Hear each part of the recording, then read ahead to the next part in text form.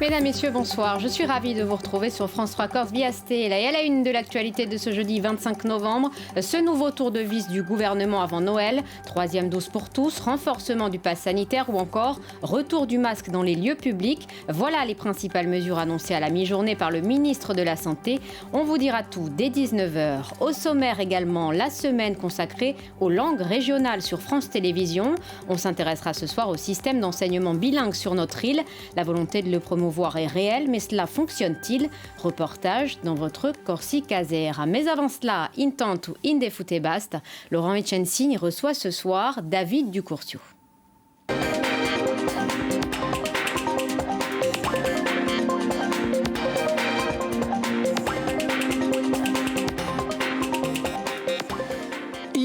Désormais le guide d'un club en proie à de graves difficultés financières, mais qui réussit malgré tout sur le terrain.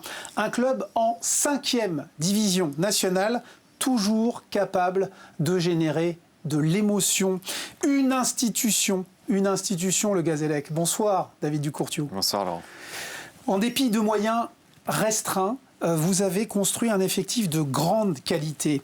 Je pense à Bassi, Talmensi, Roiba, Choplin, pour ne citer que. Un jeu souvent assez enlevé, offensif, des résultats qui font de vous d'ores et déjà l'un des candidats à la montée en National 2. C'est une belle surprise ce début de saison. Non, la qualité de mon groupe n'est pas une surprise, parce que je sais humainement sur qui on est tombé. Après, de dire qu'on est un prétendant à la montée, vous abusez un petit peu forcément. On n'a fait que 6 matchs de championnat, et des équipes comme Fourian ou le Gaïa Luchan ou Cannes sont vraiment beaucoup plus préparées que nous. Mais on s'est promis entre nous d'embêter tout le monde, et pour l'instant c'est plutôt pas mal. Vous y rêvez pas du tout à cette montée? Non, pas du tout, c'est de vivre une histoire avec les garçons qui m'intéresse.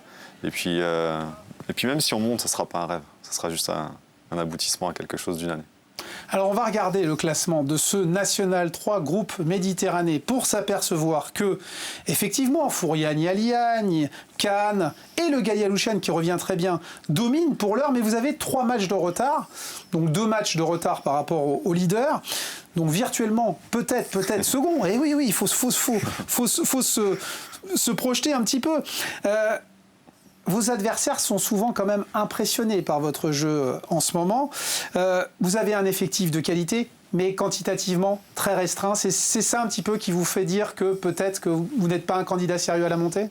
Alors, ce qui me fait dire ça, c'est déjà que le club est dans une situation compliquée.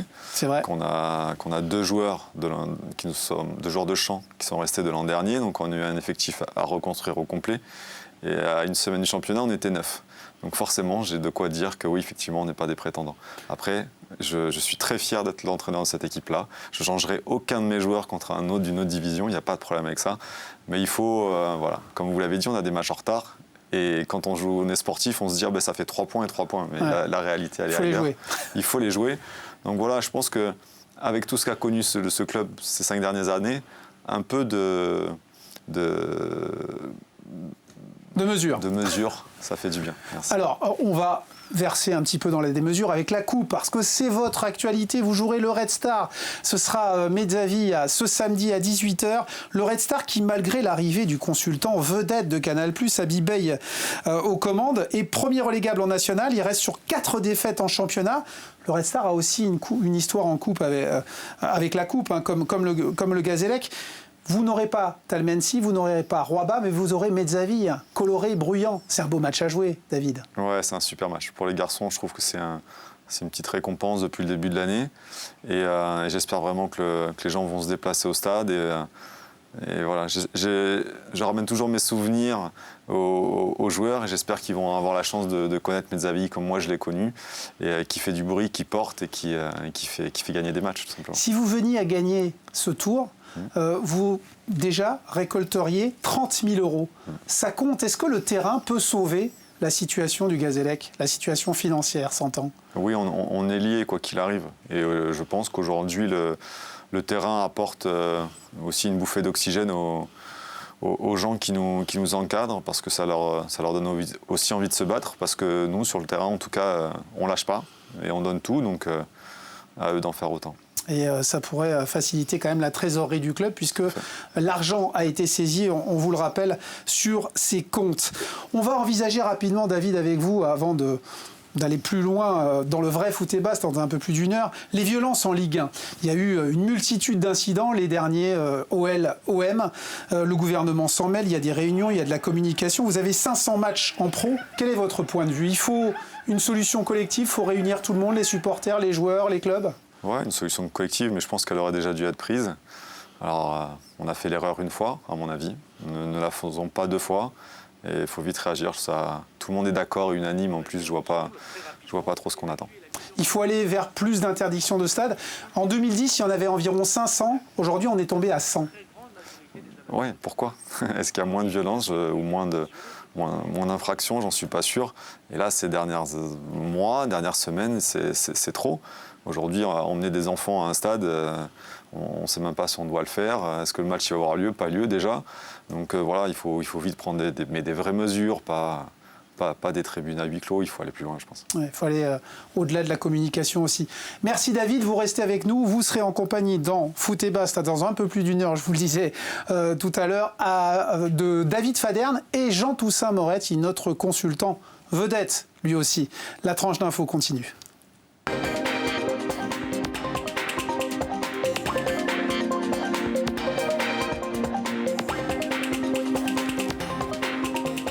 Prochain rendez-vous demain, Intent ou Inculture. Mais avant cela, l'information de votre région, 19h, votre Corsica Zère.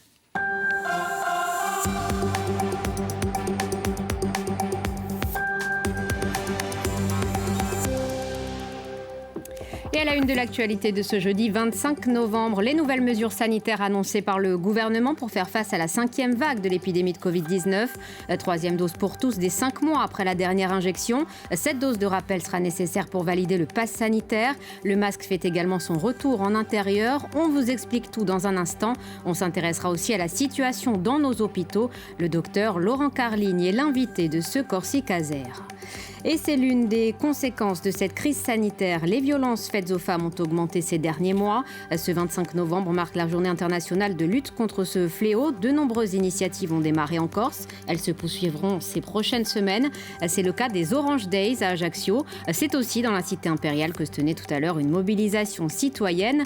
Nous y serons. Et puis, on vous emmènera au théâtre de Bastia où se tiendra demain la pièce Sintinelli. À ne pas manquer si vous êtes adepte d'histoire et de chansons corse. Ce spectacle qui retrace 40 ans de faits marquants pour notre île mélange l'intime, le politique, le théâtre, la musique et l'image. Belle découverte en fin de journal. Pas de confinement ni de couvre-feu, mais c'est donc confirmé. Une 3e dose de rappel de vaccin sera ouverte à tous les adultes et ce dès ce samedi. Le pass sanitaire est renforcé et le masque fait son retour en intérieur. Les détails avec Antonin Blanc. Suite au Conseil de défense et de sécurité nationale qui s'est tenu hier, je ne vous annoncerai ni confinement, ni couvre-feu, ni fermeture anticipée des commerces, ni limitation des déplacements.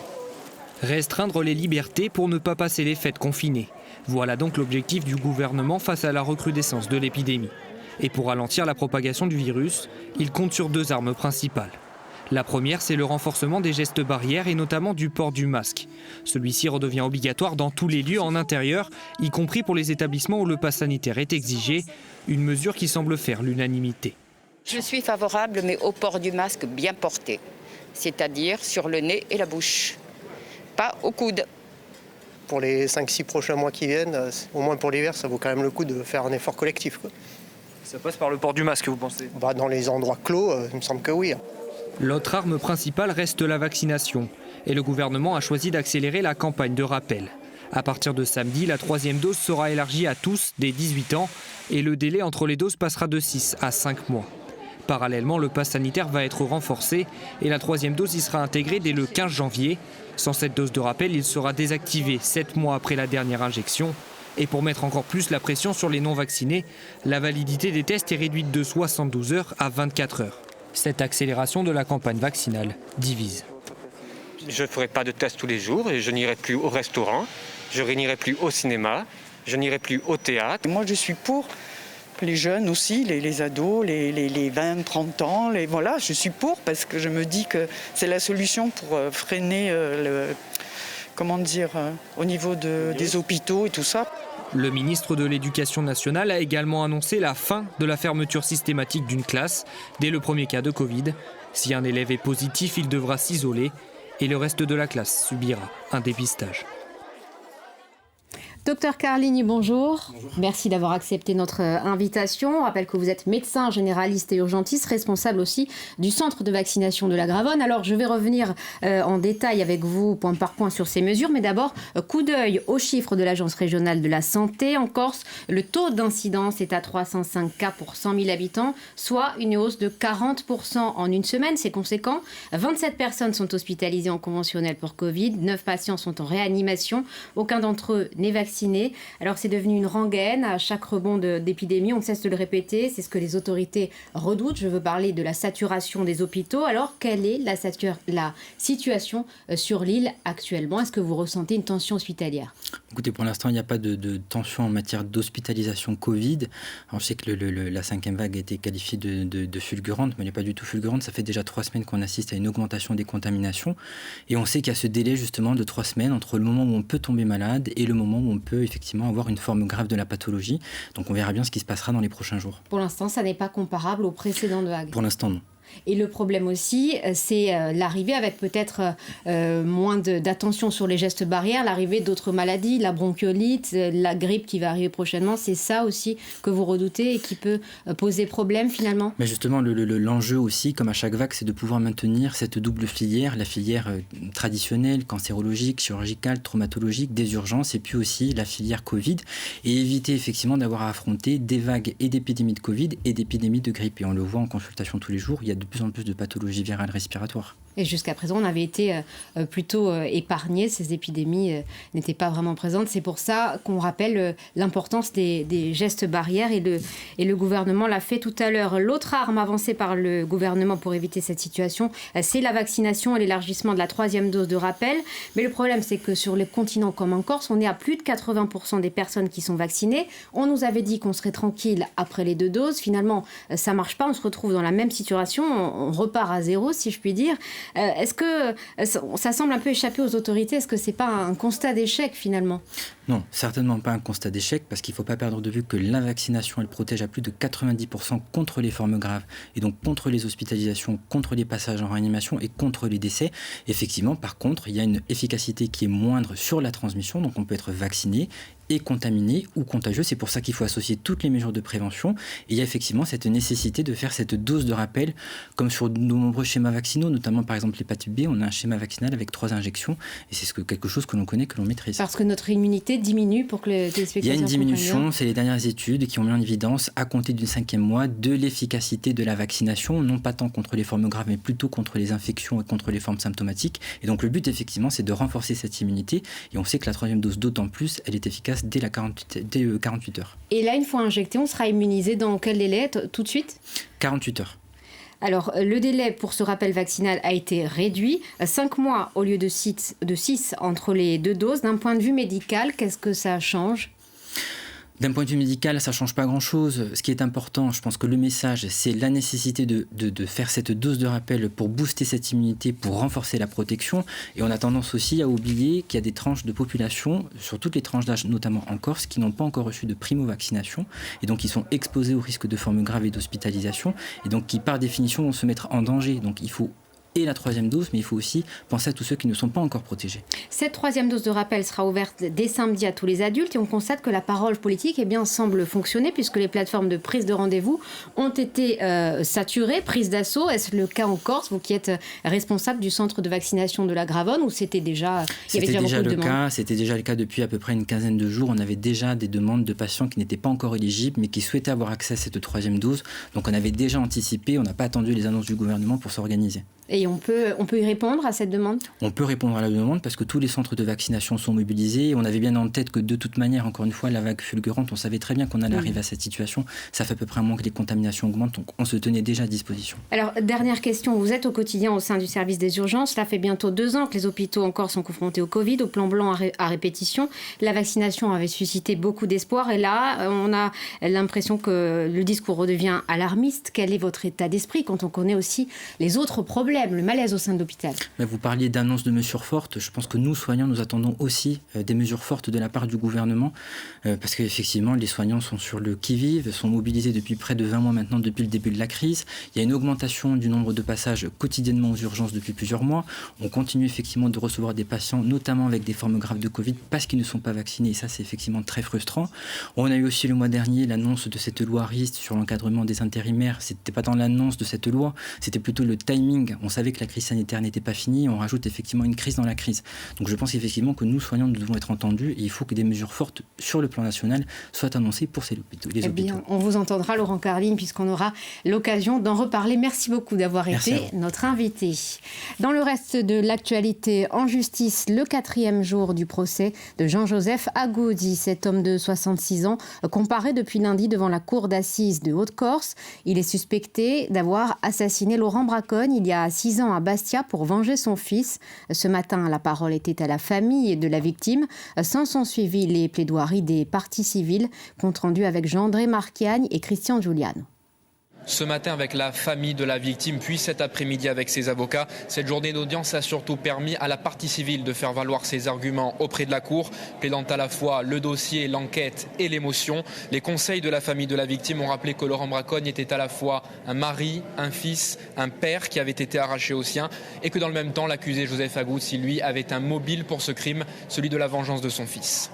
C'est le mobile et c'est manifestement ce qui a guidé la main de José Agoudy ce jour-là, la vengeance de son fils.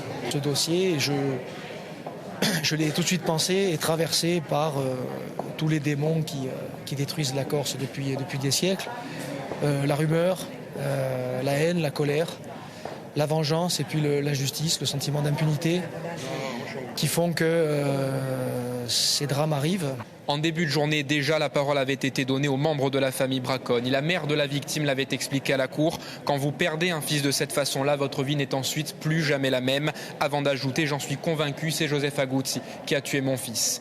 Pendant cette journée, la défense, elle, qui a peu eu la parole, s'est contentée d'écouter les arguments de la partie civile, mis à part quelques accros, rien de comparable avec la tension de ces derniers jours. J'ai surtout entendu évidemment les arguments des parties civiles et des plaidoiries. Je crois que celles-ci se sont bâties essentiellement sur des hypothèses, à l'heure où il faut aujourd'hui avoir des certitudes. Hypothèses qui sont d'une certaine manière un brouillard qui est jeté pour évidemment éviter de prendre encore le dossier et les réalités de ce dossier, ce que nous entendons plaider demain. L'audience reprendra demain à 9h avec les réquisitions de l'avocate générale. S'en suivront les plaidoiries de la défense avant le délibéré et le verdict de la Cour qui devrait être rendu en fin de journée. Jean Dominici, le président sortant, a été élu aujourd'hui président de la Chambre de commerce régionale de Corse. En Corse du Sud, c'est une commerçante inconnue jusqu'alors qui n'avait jamais été membre consulaire qui occupera ce siège. On voit cela avec Marie-Françoise Stéphanie et Marion Fiam. Jean, je te félicite et tu es élu de la Chambre CCI de Corse à l'unanimité. En quelques minutes seulement, sans surprise, le président sortant de la Chambre de commerce régionale, Jean Dominici, est réélu. Son objectif est clair, le rattachement à la collectivité de Corse. Monsieur le Président, cher Pierre, chers collègues et chers amis, aujourd'hui nous avons en charge les ports et les aéroports. Donc nous sommes obligés de rejoindre la collectivité et de développer nos ports et nos aéroports. Alors, donc là, vous avez entendu le président Simeone, il est en droite ligne avec ce que nous souhaitons. L'élection à la présidence de Corse du Sud a été plus laborieuse. La presse n'a pas pu assister au vote. C'est une commerçante inconnue jusqu'alors des instances consulaires, chef d'entreprise dans le BTP à Porto Vecchio, qui a été élue présidente de la Chambre de commerce de Corse du Sud. Ça s'est passé du jour au lendemain. On m'a contacté me demandant si je voulais postuler, être une élue active en fait dans le fonctionnement de la CCI locale de Corse du Sud. Vous avez une politique déjà, une idée de quelle politique vous allez mener? Pas du tout. Pas du tout. Là, j'ai mon président, j'ai mon DG, je vais être guidée parce que, comme j'expliquais, moi je suis une chef d'entreprise, femme d'autant plus.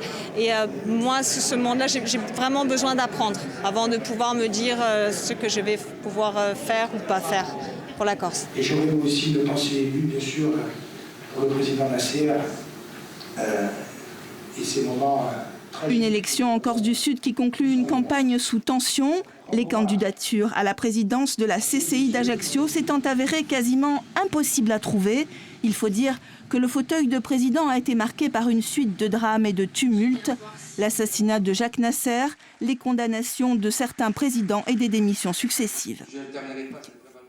La suite de la visite en Corse du ministre conseiller aux affaires politiques et économiques d'Israël. Après une rencontre avec les élus hier à Ajaccio, aujourd'hui Daniel Alevi-Gotchel a rencontré les représentants agricoles à Bastia. Retour sur cette journée avec Amael Brignoli et Frédéric Roche. C'est le premier pas vers une relation entre la Corse et Israël. L'atome crochu, c'est l'agriculture, mais d'abord, il faut apprendre à se connaître, ou plutôt connaître le système agricole de l'autre. En Israël, par exemple, la gestion de l'eau y est exemplaire. On veut voir ce qui peut être fait en Corse, justement, avec la désalinisation dans un premier temps, et surtout stocker, par exemple, l'eau de pluie qui tombe à l'heure actuelle, essayer de la stocker pour l'avoir en été. D'autres représentants de filières agricoles ont répondu présent. Objectif, déterminer le potentiel d'une relation commerciale avec Israël. Et il y en a bien un, puisque le pays est l'un des leaders mondiaux en technologie agricole. Nous pensons qu'il peut y avoir ici des synergies, des coopérations, un apport de technologie pour développer l'agriculture corse qui pourrait être très intéressante. Israël se démarque aussi en agrivoltaïque, l'utilisation de l'énergie solaire au service des agriculteurs. En échange, la Corse pourrait exporter de la viande bovine et devenir une terre d'expérimentation. Pour la Chambre d'agriculture, cette rencontre est une réelle opportunité pour le développement économique de l'île. On a besoin de produire parce qu'on est en retard de souveraineté, d'indépendance, d'autonomie alimentaire. Donc on doit avoir ce genre de référence, comme Israël, pour pouvoir démontrer les possibilités. Vous avez vu, dans le désert, ils arrivent à produire quand même une agriculture de qualité et de quantité. Donc démontrer que c'est possible, il suffit d'une volonté, il faut une volonté politique. En plus de l'agriculture, Corse et Israël espèrent tisser des liens dans le tourisme, les programmes d'échange pour étudiants ou encore la gestion des déchets. Une relation qui promet d'être fructueuse. Ce 25 novembre marque la journée internationale de lutte contre les violences faites aux femmes. Elles ont hélas augmenté lors de cette crise sanitaire et les différents confinements. Alors, il est important de donner la parole aux victimes. C'est l'objectif des Orange Days à Ajaccio. Pour la 3e année consécutive, le CIAS du pays ajaccien a souhaité soutenir les actions menées par les différentes structures. Pour l'occasion, Jean-Charles Papy a écrit une chanson intitulée Stella en hommage à une victime de féminicide. Il est le parrain de cet événement. On l'écoute. Je l'ai appelée Stella parce que c'est une étoile. Elle brille dans le ciel, mais elle brille dans le ciel avec une raison. C'est qu'elle veut faire passer le message à tous les autres pour qu'on puisse dire plus jamais ça. Et surtout qu'on tende la main à ces femmes et qu'on libère la parole. Parce que c'est bien là le problème, c'est qu'il faut que la parole des victimes soit libérée. Mon rôle, évidemment, c'était de toucher les cœurs, les âmes. C'est ce que j'ai voulu faire parce que sensibiliser, c'est sans doute faire prendre conscience à un moment qu'il y a une vraie urgence, qu'il faut non seulement en parler, mais agir. Et dans ce contexte, en Corse, de nombreuses manifestations ont démarré et se poursuivront ces prochaines semaines. Le Centre d'information sur les droits des femmes et des familles de Corse du Sud organisait une conférence débat ce matin, puis une mobilisation citoyenne. Ça se passait place Camping qui est à Ajaccio. C'est là que l'on retrouve Jean-Philippe Mattei avec Victor Bachik. Des chorégraphies, des lectures de pancartes, des prises de parole par les associations. C'est ce qui est réalisé en ce moment même derrière moi sur le Square Camping qui est au centre-ville d'Ajaccio. Le but, dénoncer les violences commises à l'égard des femmes. En ce 25 novembre, c'est la journée internationale de lutte contre les violences faites aux femmes, instaurée par l'ONU, je vous le rappelle, en 1999. Ce soir, l'événement est organisé par le CIDFF, le Centre d'information des droits des femmes et de la famille de Corse du Sud. Événement auquel se greffent plusieurs associations, comme l'association Savannah, présidée par la mère de Savannah Torrenti, décédée sous les coups de son conjoint en 2016. Je vous propose de l'écouter au sujet des progrès nombreux qui restent à faire en la matière. Il y a encore énormément de progrès parce que même au niveau des jeunes, il faut les sensibiliser, comme on a fait ce matin avec 2 classes du lycée. Donc il y a beaucoup de travail à faire parce qu'il y a encore une perception des violences qui n'est pas énorme. Donc il y a du travail à faire. C'est aussi dans le cadre de la mobilisation des Orange Days que se tient l'événement, mobilisation qui durera jusqu'au 10 décembre prochain. La nuit dernière a été commis le 103e féminicide de l'année en France. Et poursuivons à présent notre série de reportages dans le cadre de la semaine consacrée aux langues régionales sur France Télévisions. On s'intéresse ce soir à la place de la langue corse à l'école, la volonté de nos élus de promouvoir l'enseignement bilingue est réelle, mais qu'en est-il vraiment dans les faits et quels sont les résultats? Élément de réponse avec Lionel Luciani. Le système d'éducation bilingue fonctionne-t-il? En regardant les chiffres du rectorat, on s'aperçoit que chez nous, l'enseignement du corse est bien présent et de plus en plus. En 5 ans, 19 écoles proposant un cursus d'enseignement bilingue ont été créées. En tout, ce sont donc 156 écoles bilingues sur 253. Mais pour se rendre compte de la situation, il faut regarder les résultats de plus près. La différence entre un écolier de filière bilingue et standard n'est pas significative. Il faut ajouter à cela le désintérêt majeur à la sortie du primaire et le manque de professeurs de disciplines non linguistiques avec la compétence corsophonie. Une question se pose alors, est-ce que l'école bilingue crée des corsophones? Selon certains professionnels, le système s'essouffle, il ne suffit plus. En tout état de cause, je pense qu'il faut passer à l'étape suivante aujourd'hui. Nous n'évoluons plus beaucoup à part l'obtention de l'agrégation en 2016. Depuis 2001 et les circulaires langues, nous n'avons plus de progrès. Or, la Corse demande aujourd'hui un système généralisé, un système d'éducation bilingue qui passe par une planification et qui donne à tous le même enseignement. Nous sommes, quand je dis nous, c'est l'universitaire qui parle ici, je pense qu'il faut donner le même enseignement à tous, qu'ils soient bilingues, et il n'y a aucune frilosité à avoir là-dessus. Une solution serait de se tourner vers un système universel, plus qualitatif que quantitatif, autour de l'immersion en école maternelle, de manière à ancrer la langue et à obtenir à la fin du collège des locuteurs de niveau avancé. Notre langue et notre histoire mise à l'honneur également sur scène dans Sintinelli, Laurent Simon-Poli, Armand Luciani et Frédéric Anton-Pietri mettent en scène 40 années d'histoire de Corse, un récit qui mélange l'intime, le politique, le théâtre, la musique et l'image. Une représentation aura lieu demain soir au Théâtre de Bastia, un avant-goût avec Pierre Nicolas et Guillaume Leonetti. C'est trop risqué pour toi ici. Puis il y a François, il va s'occuper de moi. Mais dis-moi, qu'est-ce que je suis censée faire? C'est quoi ma place dans tout ça? Guetter les informations tous les matins pour savoir si tu t'es pas fait arrêter, ou pire si tu t'es pas fait sauter sur une bombe? Sintinelli raconte ces petites histoires qui finalement font la grande. L'engagement militant de ces jeunes nationalistes qui, souvent par la violence, voulaient faire avancer leur cause et ouvrir un dialogue avec Paris, abîmant parfois leur vie et celle de leurs proches.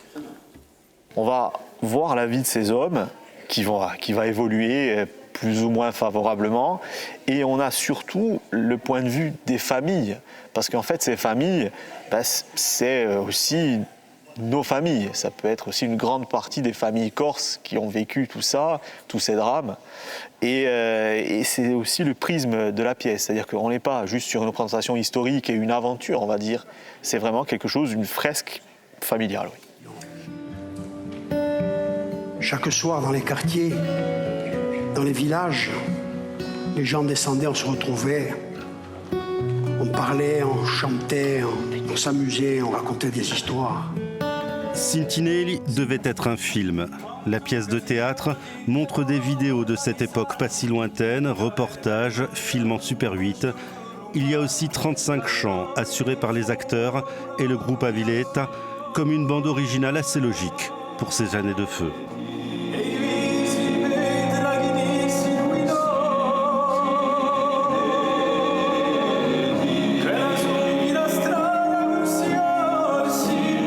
Je me souviens des premières années durant lesquelles j'ai chanté, j'avais 13 ou 14 ans, et effectivement on était à la manœuvre, je dirais, pour aider le politique, pour aider ceux qui s'étaient engagés, notamment en chantant pour la Riscos, etc., etc. Ça c'est évident. La pièce sera donc jouée demain soir au Théâtre de Bastia et le 17 mars à Ajaccio. Ceux qui ont connu cette période s'y reconnaîtront. Les plus jeunes y trouveront matière à réfléchir.